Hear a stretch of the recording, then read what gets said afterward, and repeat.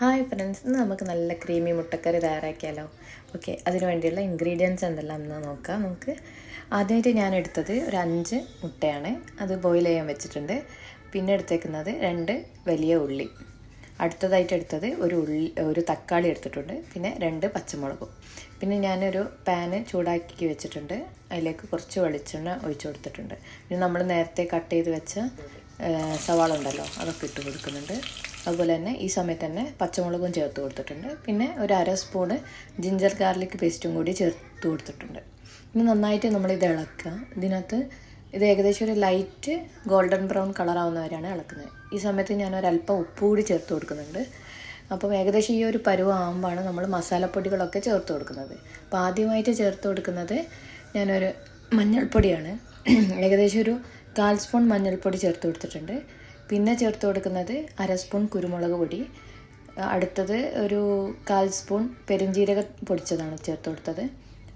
പിന്നീട് എരിവിനാവശ്യമായ ഒരു 1/2 സ്പൂൺ മുളക് പൊടി ചേർത്ത് കൊടുക്കുന്നുണ്ട്. നല്ല എരിവുള്ള മുളക് പൊടിയാണ്. ഒരു 1/2 സ്പൂൺ ചേർത്ത് കൊടുത്തിട്ടുണ്ട്. പിന്നെ ചേർത്ത് കൊടുക്കുന്നത് ഒരു 1/2 സ്പൂൺ മല്ലിപ്പൊടിയാണ്. ഓക്കെ, ഇനി ഈ പൊടികളുടെയൊക്കെ പച്ചമണം മാറുന്നവരെ നമ്മൾ ഇളക്കുക. അതിന് ശേഷം നമുക്ക് തക്കാളി ആഡ് ചെയ്യാം. തക്കാളി പെട്ടെന്ന് വേവാൻ വേണ്ടിയിട്ട് ഞാൻ ജസ്റ്റ് ചെറിയൊരു ചൂടുവെള്ളം ഒഴിച്ചിട്ടുണ്ട്. അത് കഴിഞ്ഞ് 2 മിനിറ്റ് അടച്ച് വെച്ച് വേവിച്ചിട്ടുണ്ട്. പെട്ടെന്ന് തന്നെ അത് വെന്ത് കിട്ടും. അതിൻ്റെ ഇടയിൽ നമുക്ക് അരപ്പ് തയ്യാറാക്കാം. കാഷ്യൂനട്ട് ഞാൻ ഒരു 10 മിനിറ്റ് പുതർത്തി വെച്ചത് അരച്ചെടുത്തിട്ടുണ്ട്. അടുത്തത് ഈ തക്കാളിയെല്ലാം നന്നായിട്ട് വന്ന സമയത്ത് നമുക്ക് പുഴുങ്ങി വെച്ച മുട്ട ഇതിലേക്ക് ആഡ് ചെയ്യാം. അപ്പോൾ ഞാൻ പുഴുങ്ങി വെച്ച മുട്ടയെല്ലാം ഇതിലേക്ക് ആഡ് ചെയ്തിട്ടുണ്ട്. ഇത് നന്നായിട്ട് ഈ കറിയിൽ മസാല ഒക്കെ അത്യാവശ്യം പിടിക്കുന്ന രീതിയിൽ നമ്മൾ കറിയൊക്കെ അതിൻ്റെ മേലിലേക്ക് ഒന്ന് ജസ്റ്റ് തൂവി കൊടുക്കുക.